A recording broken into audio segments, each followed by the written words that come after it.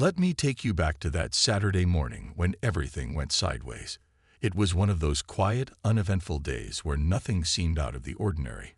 Just me, my coffee, and a long to-do list. One item on that list was fixing up the driveway. You know how it goes. Cracks start showing up, weeds sprout in weird places, and before you know it, your once pristine driveway looks like it's seen better days. So I decided to get things fixed. A little cracked ceiling here, some fresh paint for the basketball hoop there. My kids love playing basketball, and honestly, who doesn't want their home to look nice? To protect the newly sealed driveway from tire marks or footprints while it dried, I parked my car across the entrance. It wasn't blocking anyone else's path. It wasn't even close to another house. Just a simple solution to keep people from accidentally driving over wet sealant. Harmless, right? Wrong. Little did I know, this decision would spiral into something far bigger than I ever imagined. By noon, there's a knock at the door. I open it, still sipping my lukewarm coffee, expecting maybe a neighbor stopping by to borrow sugar or say hello. Instead, standing there is Karen.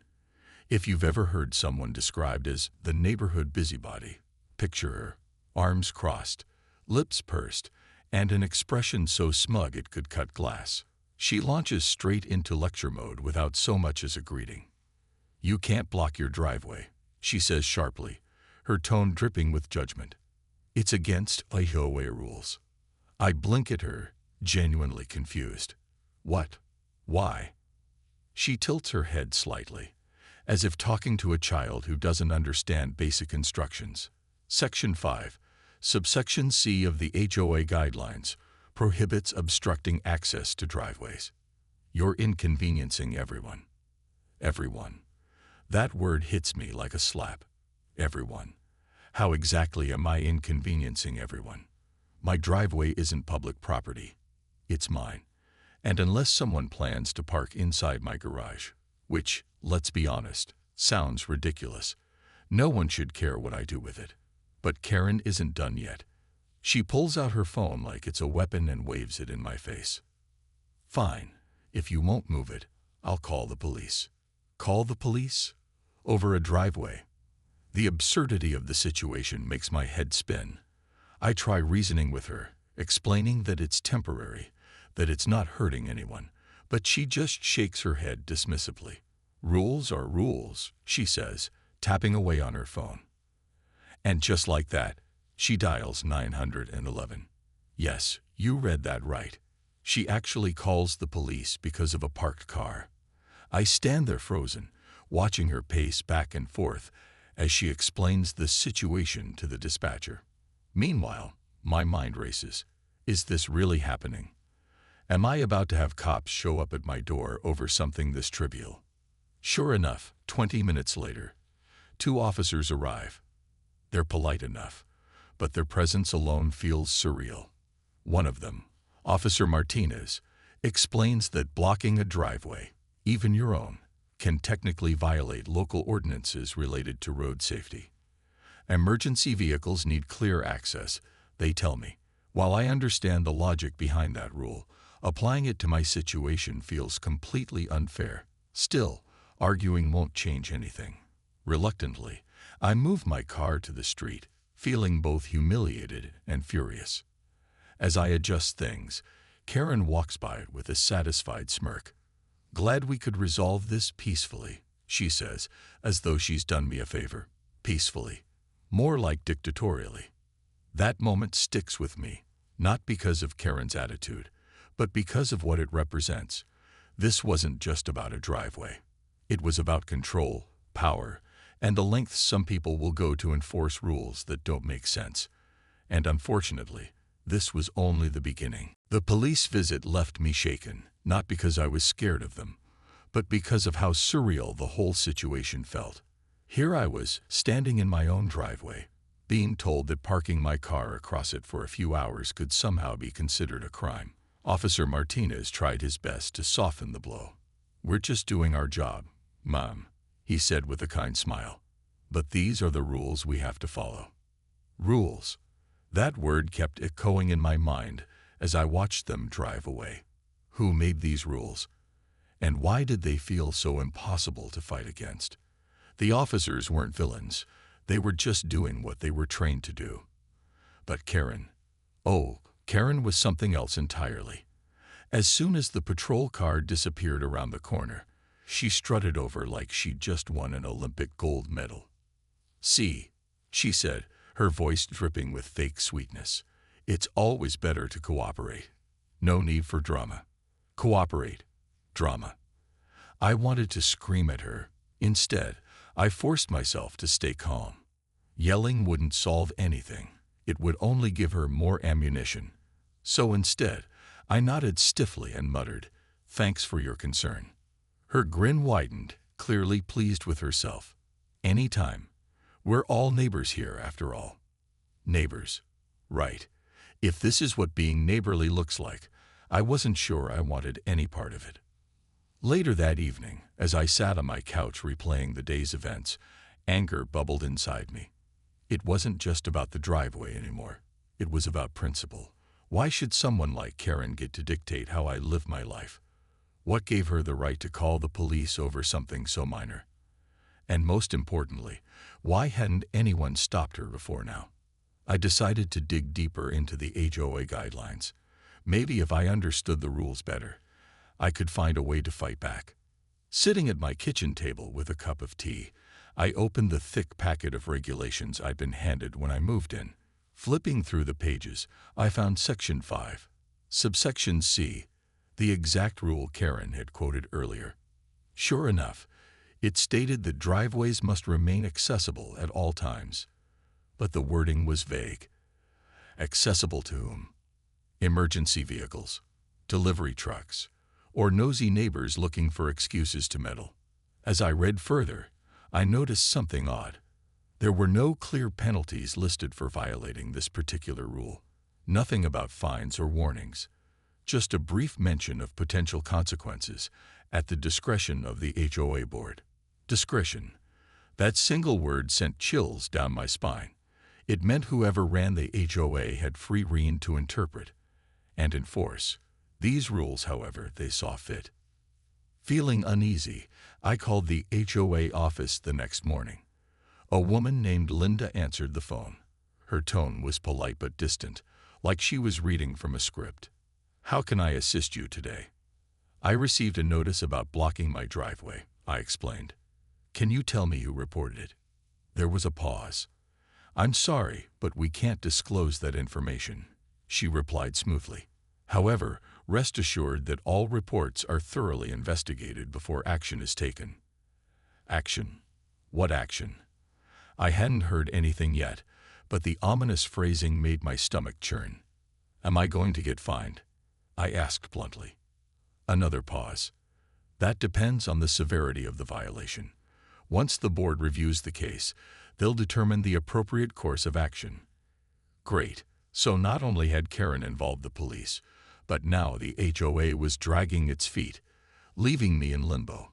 It felt like being stuck in some bureaucratic nightmare where everyone spoke in riddles and nothing made sense. By the end of the call, I was more frustrated than ever. Something about this entire ordeal didn't sit right with me. Was it really about safety and compliance, or was it about control? About proving who held the power in this neighborhood? And then it hit me. This wasn't just about me. If Karen could target me over something as trivial as a driveway, what was stopping her from going after someone else? How many other residents have been bullied into submission without saying a word? That thought lingered long after I hung up the phone. For the first time since moving to Willow Creek, I realized I wasn't dealing with just one overzealous neighbor. I was dealing with a system designed to keep people in line. And if I didn't stand up to it, who would? 2 days later, I walked to the mailbox with a sense of dread. Ever since the driveway incident, I'd been on edge, waiting for the other shoe to drop. And sure enough, there it was, an official-looking envelope from the HOA. My stomach sank as I tore it open and read the contents. $500 fine. $500 for parking my car across my own driveway. I stared at the letter in disbelief, rereading the words over and over, hoping they'd somehow change. But no, They were real. According to the notice, I had violated Section 5, subsection C, which prohibited obstructing access to driveways. The penalty was clear: $500, payable within 30 days. Failure to comply would result in additional charges or even legal action. My hands trembled as I set the letter down. How could this be happening? It felt like something out of a bad dream. A nightmare where rules designed to protect communities were twisted into tools of punishment. I couldn't wrap my head around it. This wasn't about safety or fairness. This was about control. Someone wanted to make an example out of me. And now I was paying the price. Literally. Fuming, I picked up the phone and dialed the HOA office again. This time, I didn't bother sugarcoating my frustration. "Why am I being fined $500? I demanded when Linda answered. "Well," she began, her tone clipped but professional. "The board reviewed your case and determined that your actions caused significant disruption within the community." "Significant disruption?" I repeated, incredulous. "What are you talking about?" "I parked my car in front of my house for a few hours while my driveway dried. No one was hurt, nothing was damaged. How is that disruptive?" "It's not just about physical harm," Linda replied coolly. "Blocking a driveway creates hazards for emergency responders and sets a bad precedent for others in the neighborhood." "A bad precedent?" I echoed, my voice rising despite my best efforts to stay calm. "So now I'm supposed to believe that everyone in Willow Creek is going to start blocking their driveways because of me? Is that really what you think?" She hesitated, then said, "Look, ma'am, these decisions aren't made lightly. The board has a responsibility to uphold the guidelines that keep our community safe and orderly." Safe and orderly. Those words stuck in my throat. Safe from what? Orderly for whom? None of this made sense. After hanging up, I paced the living room, trying to process what had just happened. $500 wasn't pocket change. It was grocery money, gas money, savings for my kids' school supplies. And for what? Because I tried to protect my property. The injustice of it all gnawed at me. I thought about Karen and her smug smile, her casual threats to call the police. Was she behind this? Had she pushed the HOA to punish me further? Or was this just how things worked here? People using vague rules to intimidate others into submission. I decided to talk to my neighbors, hoping someone might offer support or advice. But instead of solidarity, I found cautious silence. When I brought up the fine during a casual chat with Claire from across the street, she quickly changed the subject. "Oh, those HOA fees can get steep," she said vaguely. "Good luck sorting it out."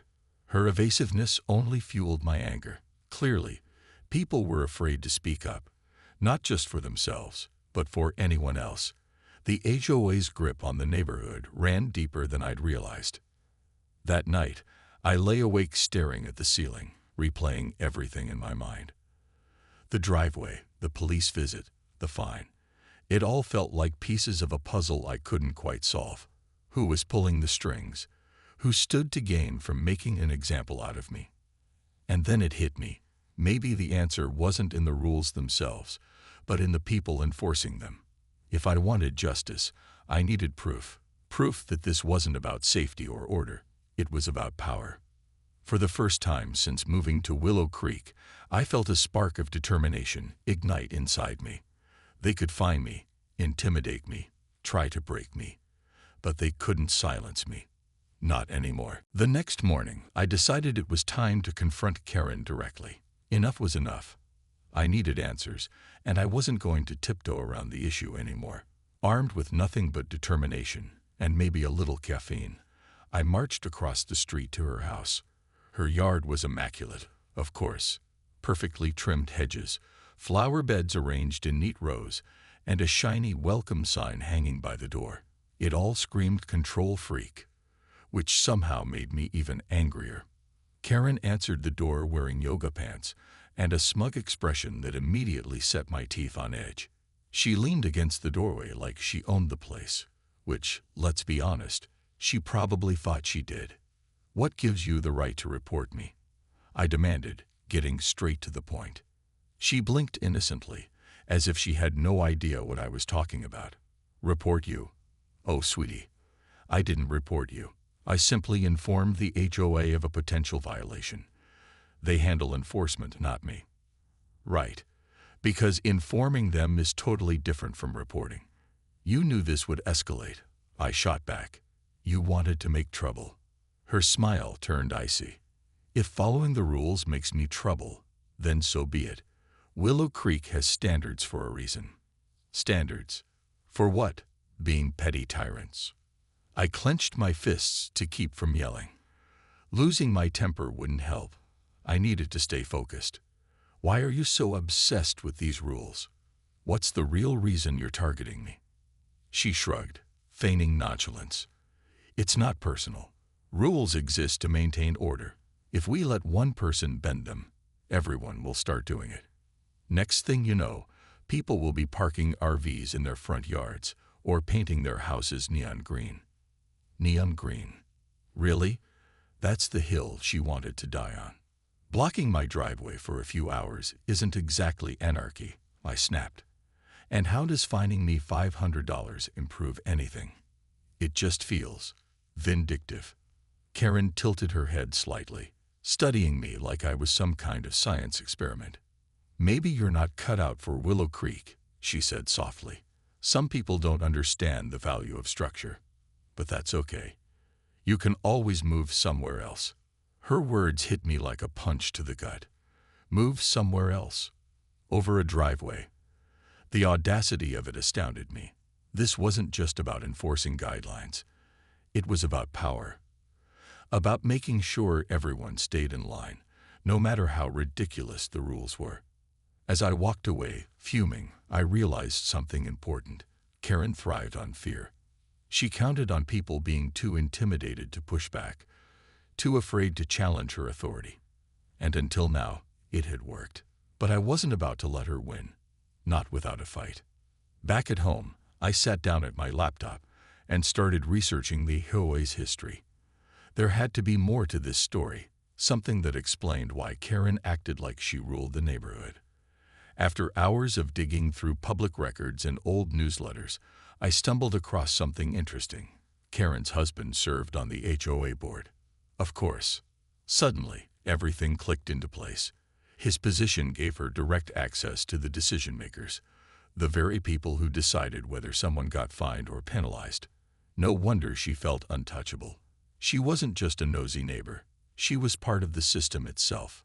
But there was still one piece missing. Proof.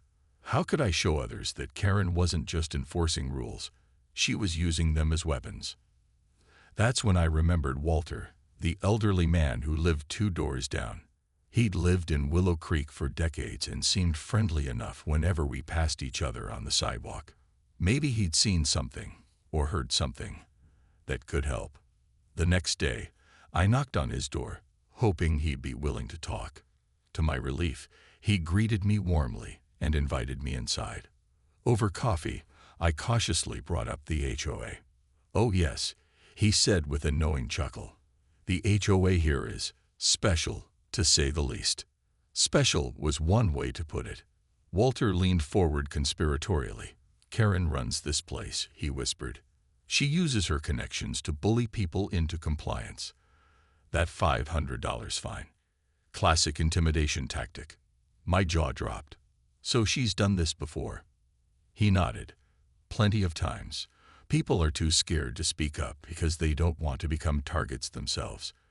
But trust me, you're not the first, and you won't be the last." For the first time, I understood the full scope of what I was dealing with. This wasn't just about me. It was about everyone in Willow Creek living under Karen's shadow. And if I wanted to change things, I couldn't do it alone. I thanked Walter for his honesty and left his house feeling both furious and inspired. Furious at how much control Karen had over our lives, and inspired to take her down once and for all. Armed with Walter's revelations, I felt a renewed sense of purpose. For days I'd been simmering in frustration, unsure how to fight back against the HOA and Karen's manipulative tactics. But now I had clarity and a plan. If Karen was using her husband's position on the board to enforce her personal agenda, Then exposing that connection was the key to dismantling her power. I started by reaching out cautiously to other neighbors, testing the waters to see who might be willing to share their experiences. Most were hesitant at first, glancing over their shoulders as if afraid someone might overhear. One woman, Lisa, confided in me while we stood near the community mailbox. "Karen reported me last year for having a garden gnome that was too colorful," she whispered. "They fined me $200. I got rid of it, but honestly, it broke my heart." Another neighbor, Mark, admitted he'd received warnings about his mailbox being 1 inch too close to the curb. He rolled his eyes as he recounted the story. "It's ridiculous. These rules are arbitrary, and they're enforced inconsistently. But no one wants to speak up because they know what happens next. You become public enemy number one." Their stories fueled my resolve. Clearly, I wasn't alone in feeling targeted or frustrated. The problem wasn't just Karen. It was the culture of fear she'd helped create. People were so scared of retaliation that they stayed silent, letting her call the shots without question. But silence wouldn't solve anything. In fact, it only made things worse. Every time someone backed down, Karen gained more control. Every fine issued without pushback reinforced her authority. If we wanted change, we needed proof and allies. That's when I decided to dig deeper into the HOA's inner workings. Using public records requests, I obtained copies of meeting minutes, financial reports, and communication logs between board members. At first glance, the documents seemed dry and unremarkable. But buried within them were nuggets of gold. Emails discussing strategies to address problematic residents, notes outlining penalties designed to send a message, and even mentions of my name alongside phrases like, "make an example." The most damning evidence came from an email chain involving Karen herself. She hadn't sent the messages directly. They were forwarded through her husband, but her fingerprints were all over them. One particularly incriminating note read, "We need to ensure compliance. If fines don't work, escalate to legal action. No exceptions." Reading those words sent chills down my spine. This wasn't about maintaining order, it was about intimidation. About wielding power under the guise of enforcing rules. And worst of all, it was working, until now. With the evidence in hand, I reached out to a small group of trusted neighbors, including Lisa and Mark. Together, we drafted a proposal to present at the next HOA meeting. Our goal was simple: demand transparency and accountability from the board. We weren't asking for chaos. We were asking for fairness. As the meeting approached, nerves kicked in. What if no one supported us? What if Karen managed to twist the narrative again? But deep down, I knew we couldn't stay quiet any longer. Too much was at stake, not just for me, but for everyone living under this oppressive system. On the night of the meeting, I arrived early, clutching the folder filled with evidence. The room buzzed with murmurs as neighbors shuffled into seats. When it was finally my turn to speak, I stepped up to the microphone, my heart pounding but my voice steady. "I'm here today because I believe in fairness." I began, scanning the crowd. But lately, I've seen something else entirely. A pattern of selective enforcement and intimidation disguised as rule-keeping. Murmurs rippled through the audience. Some nodded in agreement. Others looked uneasy. Karen sat front row center, her face pale but composed. Her husband shifted uncomfortably beside her. Over the next 10 minutes, I laid out our case, presenting the emails, testimonials, and examples of inconsistent enforcement. By the time I finished, the room was alive with whispers. People exchanged glances, some shaking their heads in disbelief. Evelyn, the HOA president, cleared her throat nervously. This changes things," she stammered. "Clearly, there has been misconduct involved. Your fine will be rescinded immediately." Cheers erupted from the crowd. For the first time in years, Willow Creek residents stood united, not against each other, but against the very system meant to divide them. The HOA meeting felt like a turning point, but I knew the battle wasn't over yet. While Evelyn's announcement about rescinding my fine was a small victory, it didn't fix the bigger issues at play. The system itself was broken, rotten at its core, and simply undoing one unfair penalty wouldn't magically make everything right. Karen and her husband still held power, and unless we addressed that directly, nothing would stop them from continuing their reign of intimidation. As the applause died down, I took a deep breath and stepped back to the microphone. "Thank you for listening," I began, my voice steady despite the adrenaline coursing through me. "But this isn't just about me or my driveway. It's about all of us. About making sure that HOA serves the community, not the other way around." Murmurs rippled through the room again, louder this time. Some people nodded in agreement, while others exchanged skeptical glances. I could tell not everyone was ready to jump on board. Not yet. But I pressed on anyway. "We deserve transparency," I continued. "We deserve consistency. And most importantly, we deserve leaders who prioritize fairness over control. That's why I'm proposing 3 changes." I held up one finger. First, an independent review committee made up of residents, not board members, to oversee fines and penalties. Second, clear guidelines for how violations are reported and enforced, so no one can abuse the process. And third, term limits for board members to prevent anyone from holding too much power for too long. The room fell silent as people absorbed my words. Even Karen looked stunned, though she quickly recovered, plastering on her usual smug smile. "Interesting ideas," she said loudly, standing up. "But let's not forget, the HOA exists to maintain property values and keep Willow Creek beautiful.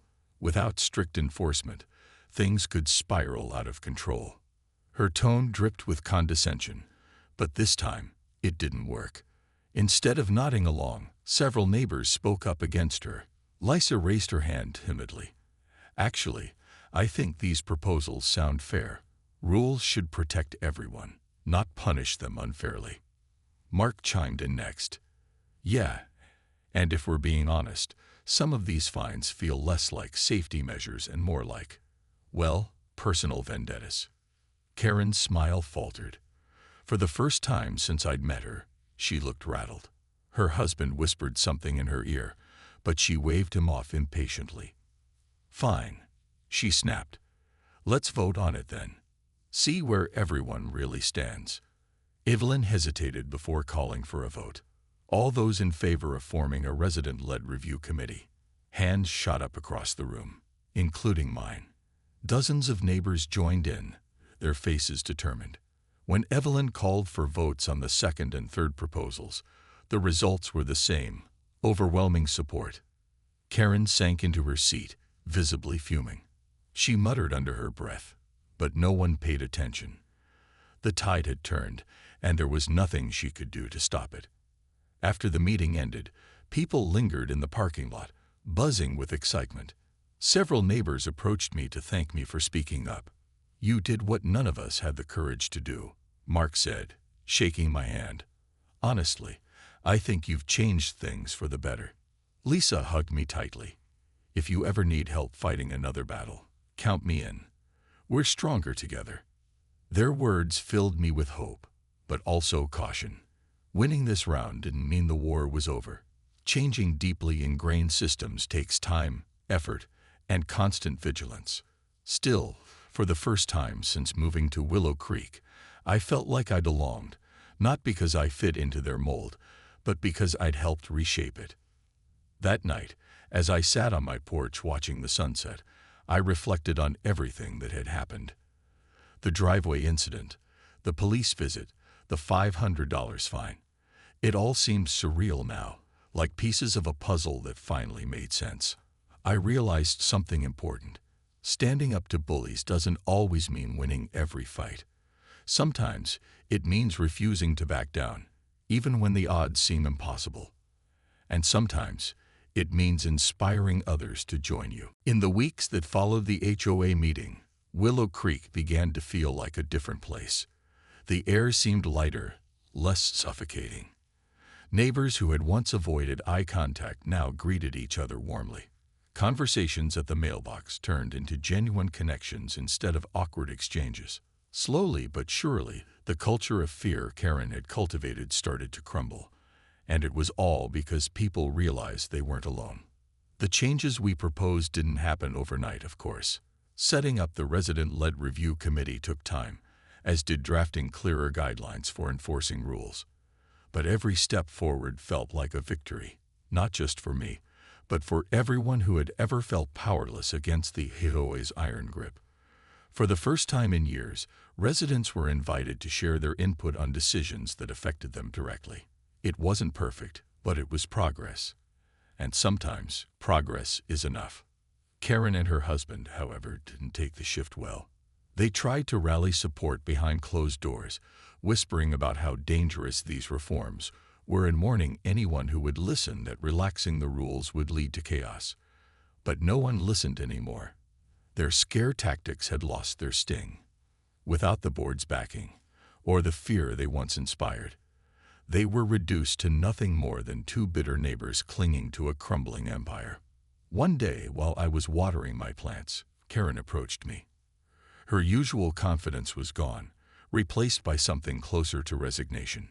"You really think this is going to work?" she asked, gesturing vaguely toward the neighborhood.